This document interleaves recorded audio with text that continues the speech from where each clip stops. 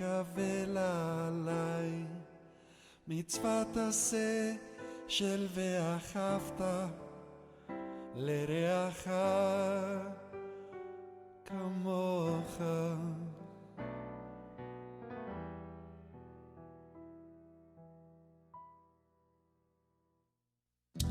מה טובו אוכליך יעקב משנותיך ישראל, ואני ברוב חסדך אבוא ביתך.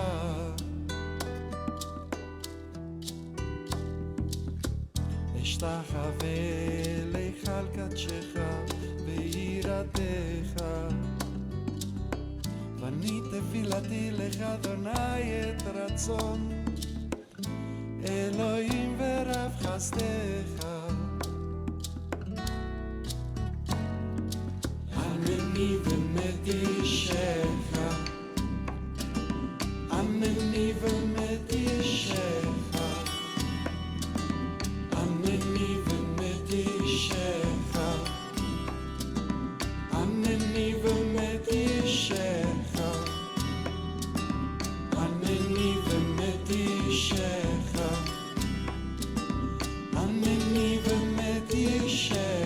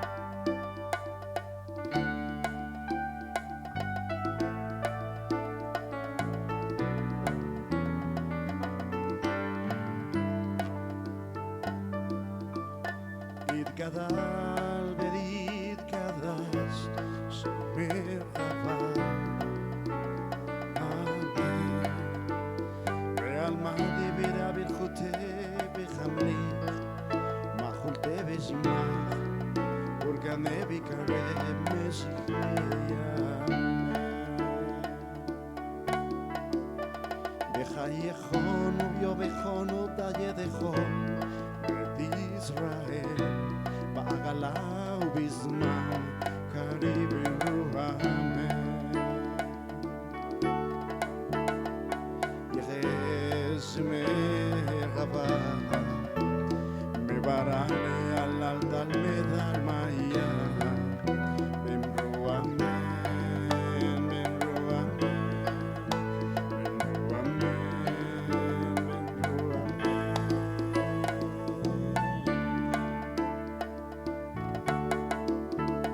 יתברא ויתרווח ויתבהר ויקטרומה ויגנשא ויחתר ויתעלה ויקטלה שמקדושה באמרו אמן. להאמין כל ברכתה שירת תזבחתה ונחמתה להמירם בעלמא במרו אמן, במרו אמן,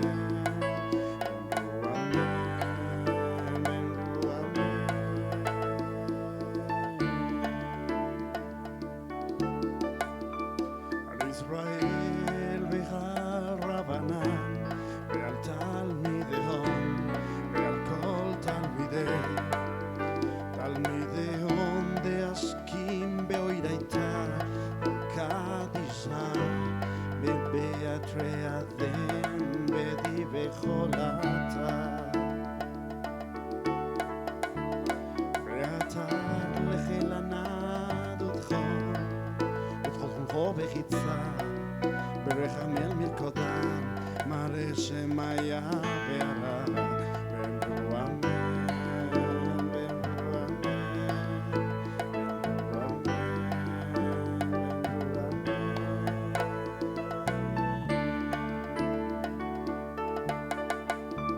יחשלם הרע משמיה חיים בחץ זרה בישועה בנחמה בחץ זרה ורפואה וסגולה וסליחה וכפרה ברחבה בחצלה לחשלם הרע משמיה חיים בחץ זרה בישועה בנחמה בשת זרה ורפואה וסגולה וסליחה וכפרה ברחבה בחצלה לנו דרכו לעמוד ישראל ואמרו אמן עושה שלום בין רומח וברחמה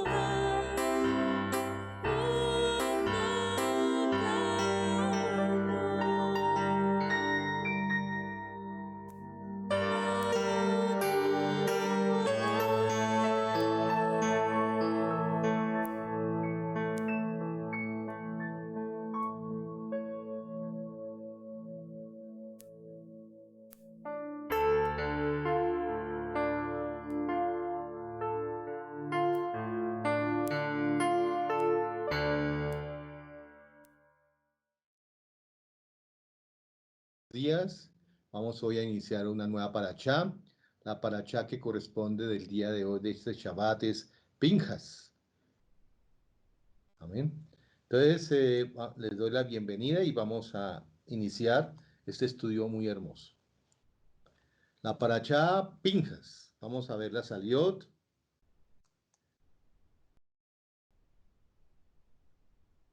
Las Saliot son, la primera aliyá va al 25:10 al 26:4. La segunda aliyá va al 26:5 al 51. La tercera aliyá va al 26:52 al 27:5. La cuarta aliyá va del 27:6 al 23. La quinta aliyá va del 28:1 al 15. La sexta aliyá del 28:16 al 29:11. La sexta aliyá va del 29:12 al 40 y la versión hebrea acaba en el 31. La Haftarah es primera de Melahim, de Reyes, 18:46 hasta el 19:21. El Brit Hadashah es Yohanan, 2:13 al 22. Dice la porción, Vaidaber Adonai el Moshe, Lemor Pinjas, Ben Eleazar, Ben Aarón, a Cohen, Echip et Amati. Entonces habló a Moshe, Adonai a Moshe diciendo, Pinjas, hijo de Eleazar, hijo del sacerdote Aarón, ha hecho apartar mi furor de los hijos de Israel, llevado de celo entre ellos, por lo cual yo no he consumido en mi celo a los hijos de Israel. Esta porción, vamos a ver que Pinjas es boca de serpiente por el celo que tuvo prácticamente de clavar a estos personajes, y lo vamos a ver en el transcurso de esta parachá. Esta porción es un marcado contraste entre la perversidad y la rectitud. Como siempre vence la rectitud, como sin duda alguna ha de vencer al final. Pinjas se ameritó un pacto de paz en recompensa por ser un canay. Vamos a ver esto aquí adelantico. Entonces aquí vamos a ver que dice canay y kinati, persona celosa por hacer lo correcto. Persona celosa por hacer lo correcto. Amén. Aquí la palabra hebrea canay a menudo es mal traducido como fanático o extremista, pero la definición correcta de canay es alguien, una persona que tiene un interés de celo apasionado por hacer lo correcto, más allá de las consecuencias. Su bienestar personal pasa a un segundo plano ante la voluntad de Hashem. Las necesidades del pueblo hebreo es lo principal. Este canay cree firmemente que si hace lo correcto, el Eterno lo cuidará. Y eso es lo que sucedió con Pinjas. Amén. Oigan bien, vamos a ver que ningún vicioso se atrevió tanto como Zimri, tribu de Chimón, quien se presentó en público con una ramera, ¿sí? Nadie se atrevió a hacer esta situación con una ramera madianita a la vista de Moché y frente al Mishkan y todo lo mejor del pueblo de Israel. Esto era una afrenta grave y desafío a la justicia del Eterno y de la nación judía, como una afrenta y un desprecio absoluto a todo lo que nosotros nos liga con el Eterno en la nación hebrea. Sí, fue un atrevido de sobremanera. El pecado de Sinre fue también la virtud del celo santo de Pinjas. Este hombre se atrevió, este era hombre un descarado, un hombre malo, nadie se atrevió, este era un vicioso, se había dejado envolver por las madianitas y fue y comenzó a hacer actos sexuales o el acto sexual delante de el Mishkan. Y despertó el celo de quién, aquí, persona celosa por hacer lo correcto, ¿sí? Fue también en virtud del santo celo que le llegó a Pinjas, que percatado por la insolencia de Sinri, se levanta de la tefilá plegaria y poseído por un celo santo, toma una lanza, le sigue hasta la tienda y alancea a ambos, los traspasa. Pinjas fue un verdadero Canai de Adonai, de Hashem. Vio la terrible profanación del nombre del Eterno provocada por Sinri, y él le dio un celo y los clavó y los traspasó a los dos. Que llevó insolentemente a su tienda a una princesa madianita llamada Cosbi, insolentemente, era un insolente, ¿sí? Y la madianita, pues, por consejo de Bilán, oigan bien, por consejo de Bilán, por eso en Apocalipsis dicen que tengamos mucho cuidado con el consejo de Bilán, porque Bilán fue el que le dio el consejo a los madianitas para que pudieran entrar por el pecado idolátrico y sexual a la tienda de reunión, a la Caal de Israel, ¿sí? Delante de toda la congregación, Pinjan arriesgó su vida para matar a dos. Es una situación que terminó en una plaga devastadora. Oigan bien, esta actitud de el consejo de Bilán, ¿sí? Llegó a tener una plaga devastadora que destruyó a 24,000 de la tribu de Chimón que habían sido seducidos por las mujeres madianitas para fornicar y hacer idolatría. Pero vamos un poquito atrás donde nos habla del pacto. ¿Sí? Aquí nos dice, ¿sí? La gen emor y neni noten lo briti shalom. Por tanto, dice aquí, yo establezco mi pacto de shalom con él. Un pacto, amén. Pinjas. Y le fue contado por justicia, como dice el Teilín 106:31, por favor. El 106:31. Dice, entonces se levantó Pinjas e hizo juicio y se detuvo la plaga y le fue contado por justicia de generación en generación para siempre. Amén. Y Pinjas fue ratificado por Elohim y su descendencia en la que uná, ¿sí? En el sacerdocio, es decir, para ser coenjagador por el resto de su vida y le dio un pacto de shalom, de paz sobre su vida y sobre la vida de sus descendientes. Moche nombra a Pinjas por mandato divino de ser chofet, juez, a los rebeldes de Valpeor. Terrible, ¿cierto? Vamos a ver primero Corintios 10:8. Primera de Corintios 10:8. Qué importante lo que estamos viendo hoy. Primera de Corintios 18. Sí, Ni 10:8. murmuréis, 10:8. 8. Ni forniquemos como algunos de ellos fornicaron y cayeron en un día 23.000. Acá dice, se equivocaron, pero es 24.000, más o menos.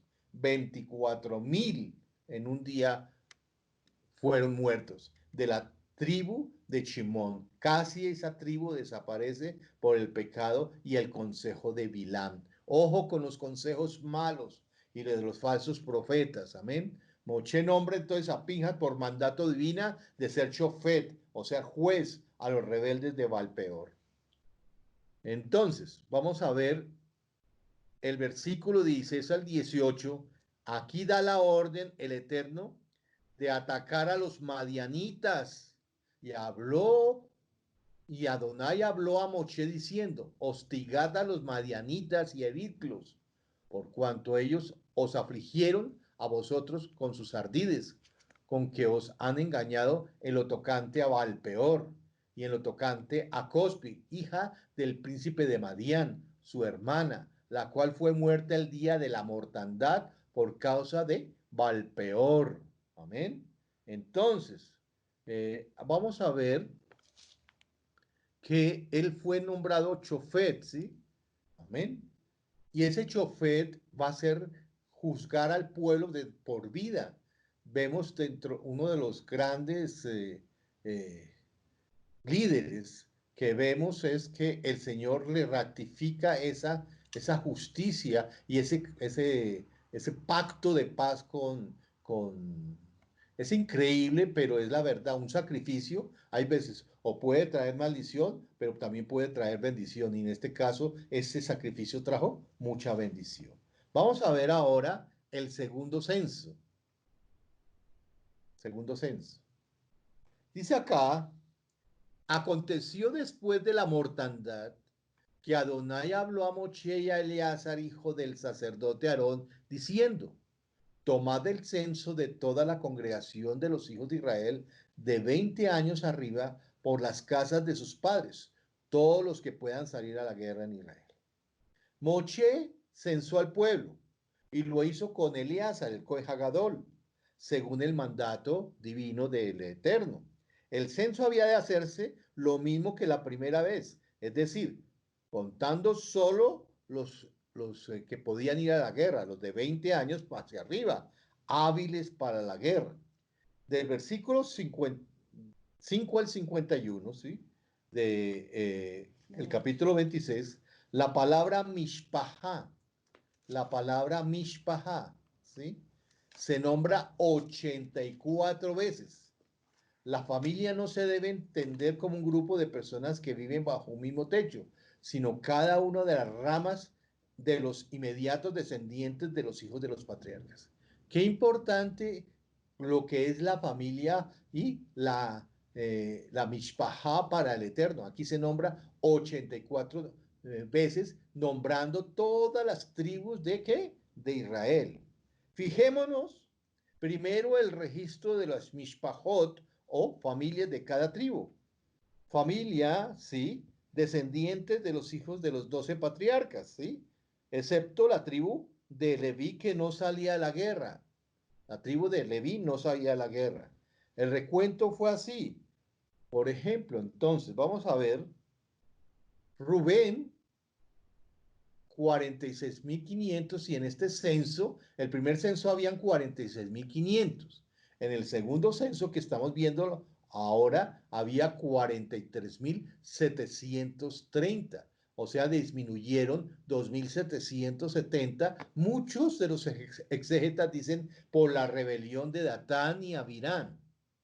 Después viene Shimón, o Shimeón, 59.300 en el primero y 22.200 por el pecado de Valpeor. Mire cuántos no disminuyeron. 37.100 bajaron, ¿cierto?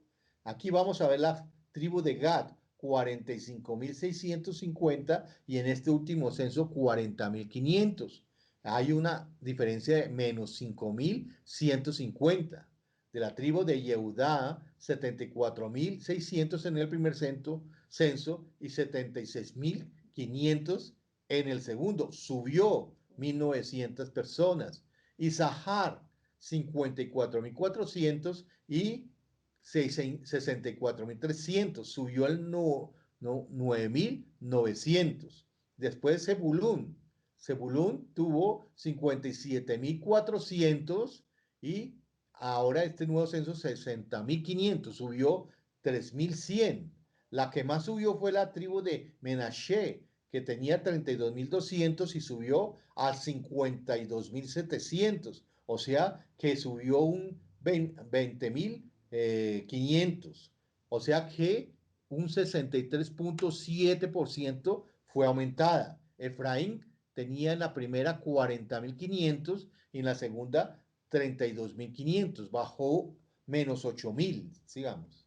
Benjamín tenía 35.400 y en este segundo censo 45.600, o sea, aumentó 10.200. Dan, 62.700 y 64.400, aumentó 1.700. Asher, 41.500, tenía en el primer censo y en el segundo 53.400, subió 11.900. Naftalí, tenía en el primer censo 53.400 y en el segundo 45.400, o sea, disminuyó 8.000.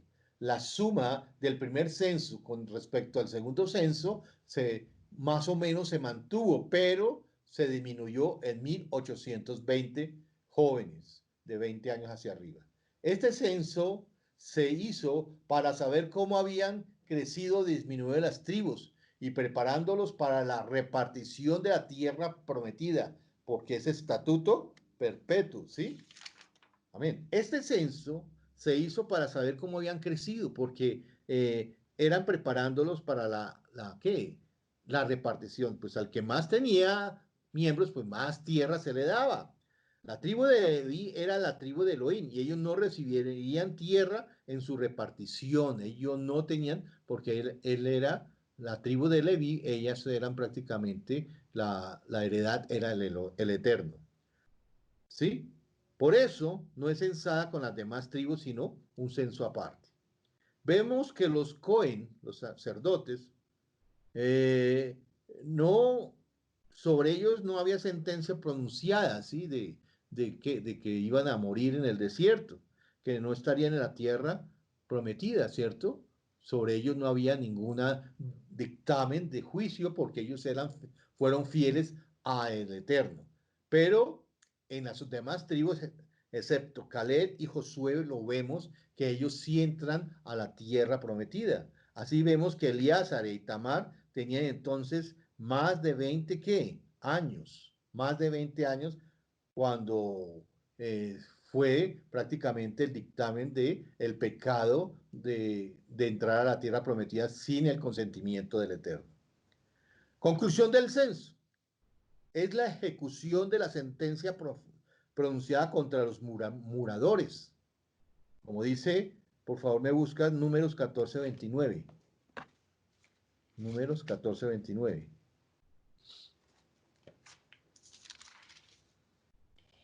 En este desierto caerán vuestros cuerpos, todo el número de los que fueron contados de entre vosotros de 20 años arriba, los cuales han murmurado contra mí. Amén. Que no entrarían en Canaán, excepto Caleb y Josué. De este modo se mostró. Entonces, primero, aquí en este censo se demuestra la justicia divina de Elohim y su total fidelidad a su palabra, tanto para los que le había prometido, ¿sí? Las promesas se cumplieron en, ¿qué? En Caleb y en Yehoshua, ¿sí? Fueron las promesas, ¿sí? En las amenazas que iban a morir, también se cumplió. Una vez que el Eterno sale de su boca, se cumplen las cosas. Segundo, la bondad de Elohim para con su pueblo, que a pesar de las provocaciones, el pueblo se mantuvo con un buen número, a pesar de sus provocaciones, a pesar del consejo de Bilán, el pueblo se mantuvo más o menos en 600.000 hombres de guerra. Amén. Pero vamos a ver que el hijo de Jefe, Zelofead, tuvo hijas, ¿sí? Malá, Maja, Macla, Macla. perdón, Noah, Heglá, Milca y Tirsa, ¿sí? Vinieron las hijas de Zelofead, hijo de Efer, hijo de Galaad, hijo de Maquir, hijo de Manasés, o sea, eran de las tribus de Manasés, de la familia de Manasés, hijos de Joseph, las nombres de las cuales eran Malá, Noah, Oglá, Milca y Tirsa. Amén. En el capítulo 27 vamos a ver, ¿sí?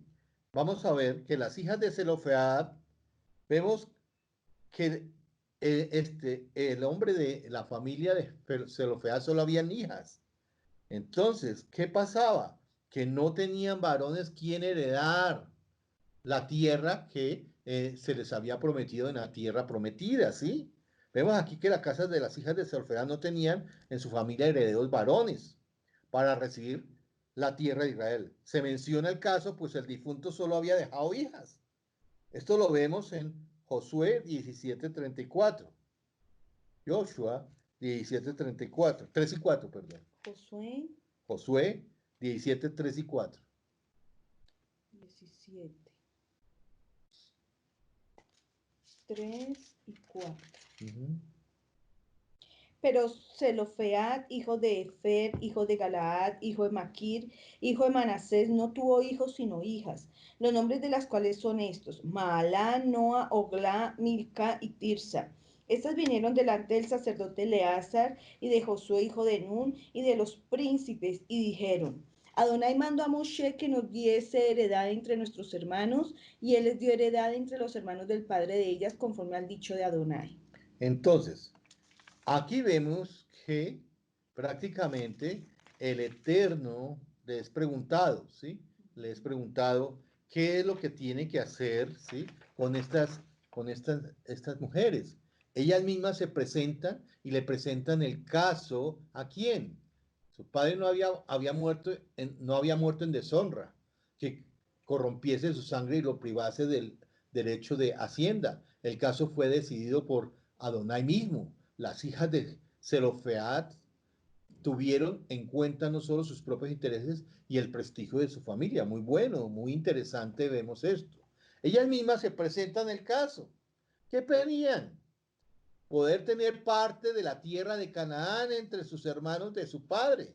Elohim había dicho a Moshe que en 26:53, que acabamos de leerlo, 26:53, por favor. Dice, ¿números qué? 26:53. 653.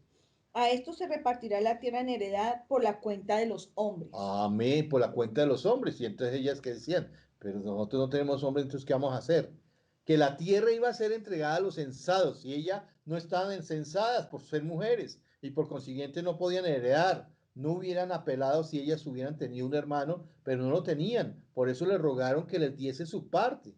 De esta parte honraban la memoria de su padre. Quinto mandamiento que dice, honra a tu padre y a tu madre. ¿Qué alegaban? Su padre no había muerto en deshonra, como acabo de leerles, que corrompiese su sangre y privase del derecho de hacienda, sino que murió por sus propios pecados, como el resto de la generación sobre la cual recayó la sentencia general que habían de morir en el desierto. Pero no había algo especial o extra fuera de la sentencia. El caso fue decidido, como acabo de leerles, por el Eterno mismo. Le fue concedida la sentencia en el versículo 7, ¿sí? Dice, se sentó jurisprudencia, ¿sí? El versículo 7, ¿De qué capítulo? de 27. 27. 27, 7. 7. Bien, dicen las hijas de Zelofead, les darás la posesión de una heredad entre los hermanos de su padre y traspasará la heredad de su padre a ellas. Amén. Se sentó jurisprudencia para próximos casos similares de casos similares. Estas hijas de Zelofead tuvieron en cuenta no solo sus propios intereses y el prestigio de su familia, sino también el honor y el buen nombre de su sexo. Así que se dio una ley para las mujeres que no tuvieran hermanos y pudieran heredar más adelante, ¿sí? Que en caso de que alguien no tuviese hijos varones, su hacienda pasaría a las hijas. No a la mayor como el caso de las primogénitas, sino a ellas solidariamente, todas por el mismo, con la misma repartición, iguales para todas. Esta ley se aumentó. Si alguien no tiene hijos o hijas, pasaría a sus hermanos. Y si no tenía hermanos, a los hermanos de su padre. Y si tampoco les había al pariente más próximo, debían casarse. Oigan bien, esto también es importante.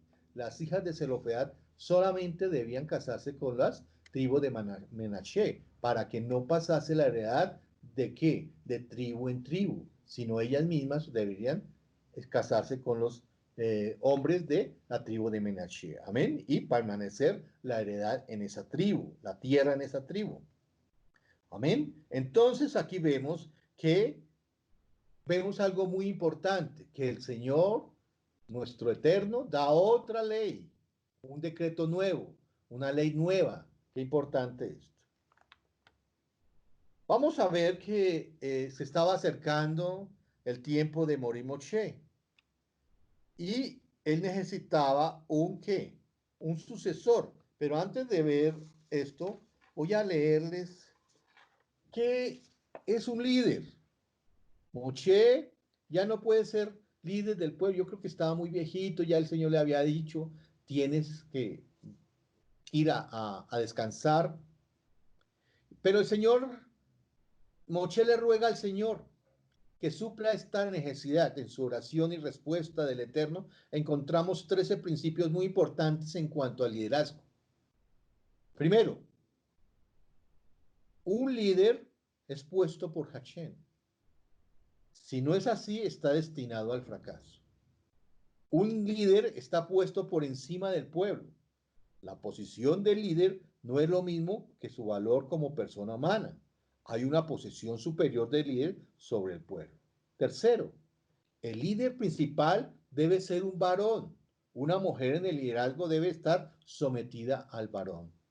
Cuarto, un líder tiene que saber salir delante del pueblo. En primer lugar, se refiere a la capacidad de hacer guerra y derrotar a sus enemigos. Moshe mismo hizo guerra contra los dos gigantes Og y Sihón. En segundo lugar, significa que un líder tiene que ser el primero en dar buen ejemplo delante del pueblo. También significa que un líder no puede estar con el pueblo todo el tiempo. El líder principal debe apartarse a buscar el Eterno. Moshe se apartó y estuvo mucho tiempo con Hashem a solas, sin que el pueblo lo viera. Lo mismo hacía Yeshua, él se apartaba para que el Señor lo guiara. Quinto, un líder tiene que saber entrar delante del pueblo. Esto se refiere, en primer lugar, a la vuelta de la guerra. También significa que el pueblo tiene que ver a su líder, tener acceso a él. Un líder que no aparece delante del pueblo con el tiempo perderá su posición en el corazón del pueblo. El pueblo le necesita y por lo tanto tiene que ser accesible. Es necesario tener equilibrio entre las dos cosas, salir y entrar. Uno de los problemas más importantes entre los líderes es el desequilibrio ante estos dos. Algunos se apartan demasiado y otros nunca se apartan. Un líder tiene que hacer que el pueblo salga. Un pastor hace que las ovejas salgan a los pastos, las saca fuera de su situación encerrada. Moshe sacó a los hijos de Israel de Egipto. Un líder tiene que tener la capacidad de hacer que el pueblo tome decisiones de cambio para que salgan de donde están y encuentren libertad. Un líder tiene que hacer un pueblo, amén, hay momentos en que las ovejas necesitan intimidad, una de las otras en el redil, sin influencias de afuera. En un momento de afirmar la identidad como rebaño y de revisión interna, un líder tiene que tener la capacidad de formar a los integrantes de su pueblo para que se amen, se identifiquen con su cuerpo, para que no haya la chonjara. El líder tiene que enseñar al pueblo a entrar en la presencia del Eterno. Un líder tiene la misma función que un pastor de ganado menor. El Salmo 23 y Yohanan 10 nos enseñan que un pastor hace que las ovejas no les falte nada. Un buen pastor no busca sus propios intereses, sino los del rebaño. Un líder, un líder tiene que tener un buen espíritu. Hachén dio testimonio del espíritu de Yehoshua. Tenía un espíritu diferente al resto del pueblo, que es una actitud interior más afín al eterno que los demás. El espíritu del líder se proyecta en el pueblo, sobre el pueblo. 10, un líder tiene que ser dotado con Jod, majestad, esplendor, grandeza, dignidad, gloria y hermosura. No puede tener una semblanza de flojera, necesita caminar erguido, sabiendo que ha recibido un manto de autoridad desde el cielo. Es un reflejo de aquel que es luz, por lo tanto, debe irradiar con una sola presencia, la presencia del Eterno. Un líder tiene que vivir delante del Eterno y consultar a Él. Para ser un buen líder, hay que vivir la vida privada como si fuera en público, siempre teniendo en mente que está delante de la presencia del Eterno, de sus ángeles y de los malos espíritus, a pesar de todo, porque nosotros debemos ser ejemplo para las que potestades. Acuérdate que siempre tienen 1000 ojos mirándote. Realmente no existe la vida privada y un líder tiene que ser bien consciente de ello. Así como es en privado, va a ser en público. Un líder consulta en el Eterno antes de tomar decisiones, incluso en cuestiones pequeñas. Un líder tiene que hablar las palabras del Eterno para que la palabra del líder sea con autoridad y respaldo del cielo. Tiene que haber comido la Torá y tener mucho tiempo para estudiarla, hablar conforme a ella, no hablar sus propias ¿qué? Palabras, sino lo que está escrito. Así el pueblo obedece las órdenes del líder porque tienen de origen divino y la Torá es de origen divino. Amén. Un líder tiene que ser reconocido por el pueblo. Un rey sin pueblo es un fracaso. Un pueblo sin rey es un desenfreno. Un buen rey, con mucho pueblo constituyen un potencial para el bien. Un buen líder no impone su liderazgo sobre otros. En el reino, los líderes son puestos por Hachén y luego reconocidos por el pueblo. Tiene que haber un equilibrio entre imposición y permisividad. Amén. Entonces, aquí vemos que cuando Moshe hiere la piedra, se pone bravo con su pueblo.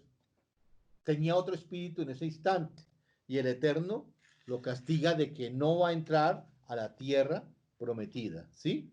No va a entrar a la tierra prometida.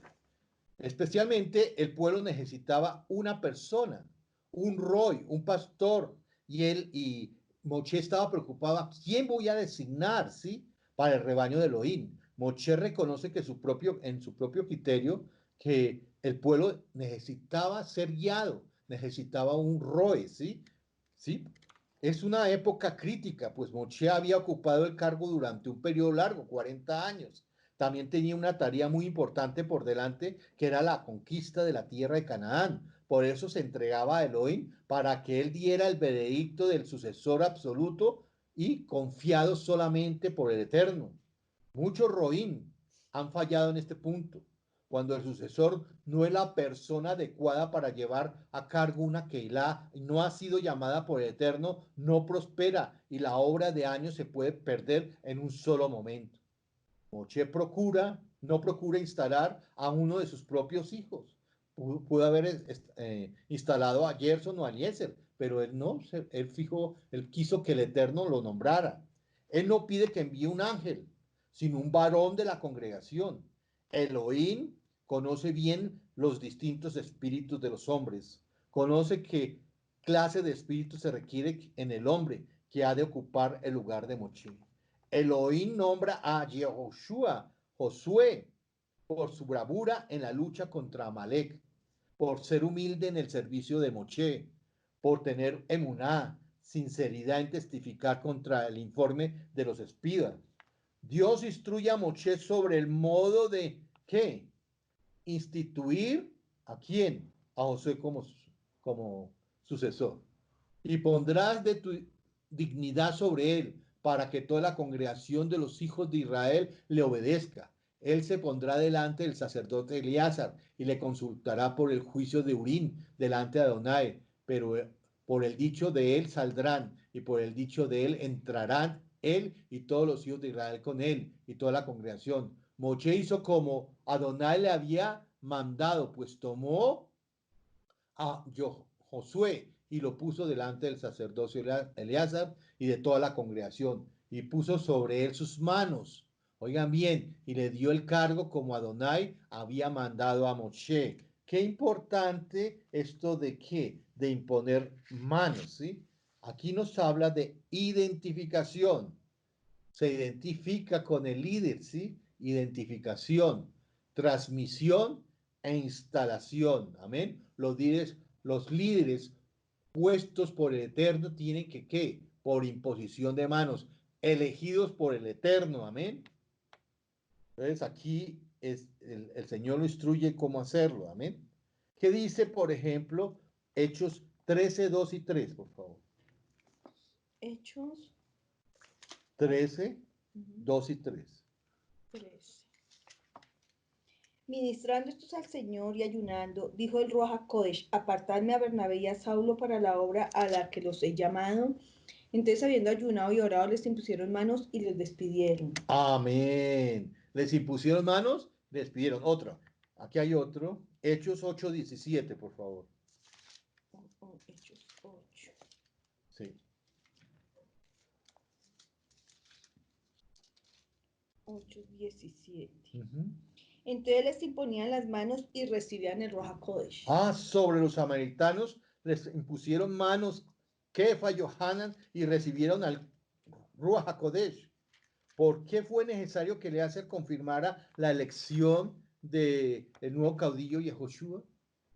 Esto fue ordenado para disipar toda duda de que la elección era mandato de Elohim. Oigan bien, era mandato de Elohim. El Eterno se cuidó mucho en eso, para que no hubiera otra vez otro, ¿cómo se llama? Coré dentro de la congregación y que todo el pueblo viera que fue elegido directamente por el Eterno.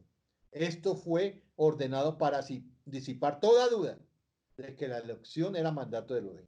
Moche honró a Yehoshua y reconoció en público que él era el dirigente escogido por Elohim. En hebreo, pon algo de tu majestad sobre él. Moche consultaba al Eterno, pané, pané, y Yehoshua por medio de Eleazar, con el Kohen Hagadol en el Urim y el Tumim. Amén. Bamidbar 20, 23 al 24. Estamos hablando de la 20, 20, 23, 24. Y Adonai habló a Moshe y a Aarón en el monte de Or, en la frontera de la tierra de Edom, diciendo: Aarón será reunido a su pueblo, pues no entrará en la tierra que yo di a los hijos de Israel, por cuanto fuiste rebeldes a mi mandamiento en las aguas de la rencilla. Pero aquí hay algo muy importante. Moche iba a entregar su qué? Liderazgo. Pero por boca de Elohim, oigan bien, dicen los rabinos, que tanto Aarón como Moche murieron con un beso del Eterno. Qué bonito esto. Me gustó muchísimo. Con un beso del Eterno. Amén. Vamos ahora a entrar en el capítulo 28. Capítulo 28. Dice: manda a los hijos de Israel y diles: mi ofrenda, mi pan con mis ofrendas encendidas con olor grato a mí, guardaréis ofreciéndomele todo el tiempo. Amén. Aquí viene algo muy interesante, que es la instrucción general concerniente a las ofrendas al Señor presentadas en el tiempo adecuado. Vamos a ver, por favor, el anexo. Mira, aquí nos habla, vamos a ver los capítulos 28, los capítulos 29, donde nos habla de las ofrendas. Las ofrendas diarias eran entregadas ¿cuándo? Mañana y tarde. Las ofrendas semanales, cada Shabbat, pero aquí había algo interesante. Las ofrendas de Shabbat eran dobles, doble ofrenda. Mensuales, cada Rosh Hodesh. Anuales, en Pesach, Hakmatzot. Anuales, en Bikurim y Shavuot, anuales en Yom Teruah, anuales en Yom Bikurim. Ahí están todos los versículos que ustedes pueden ver de los capítulos 28 y 29, ¿sí? Anuales en Sukkot, anuales en Shminit Atzeret. Mire, aquí también nos habla en estos pasajes de santas convocaciones. Entonces vamos a ver cuáles son las santas convocaciones. El día 15 de Nisan, mes primero de, no de Pesa, sino de, perdóneme, eso es Hakmatzot, panes y levaduras. El primer día era santa, ¿qué? Convocación, Pesa. Eso se une en las dos fiestas. Pesa es el 14 y el 15 de Nisan empieza Hakmatzot, que es prácticamente empieza la Santa Convocación, ¿sí? El 22 del mes primero, Nisan, séptimo día de ¿qué? De Pesa. Tercero, el día de las primicias, Yom Akipurín o Shavuot. Cuarto, el día primero del mes séptimo, Tishri, o sea, Yom Teruah. El día 10 del mes séptimo, Tishri, Yom Kippur. El día 15 del mes séptimo, Tishri, Sukkot. Y el día 22 del mes séptimo, Tishri, octavo día de Sukkot, Shmini Atzeret. Todas estas son santas convocaciones. ¿Por qué se hace esta instrucción? Había surgido una nueva generación de israelitas, los cuales no estaban cuando se dio las primeras instrucciones y leyes. Otro, porque ahora iban a entrar en guerra y no podían pensar que tenían que separar lo militar a las obligaciones de ofrecer sacrificios al Eterno. Ellos deberían estar en shalom con el Eterno antes de salir a guerra contra sus enemigos. Otro, porque ahora iban a poseer la tierra prometida que fluye leche y miel. Ahora que vais a tener banquete, no os olvidéis del pan de vuestro Elohim. No os olvidéis del pan de vuestro Elohim. La ley especial sobre el sacrificio cotidiano, un cordero por la mañana y otro a la caída de la tarde, esto es llamado holocausto continuo. Oigan, esto es importante lo que estamos, todos los días nosotros debemos darle al Señor holocausto continuo, mañana y tarde, a estar en la presencia del Señor. Amén. Esto nos insinúa que debemos orar sin cesar, como dice Primera de Tesalonicenses 5:17, por favor. Primera de Tesalonicenses 5:17. 5:17. Orar sin cesar. Orar sin cesar.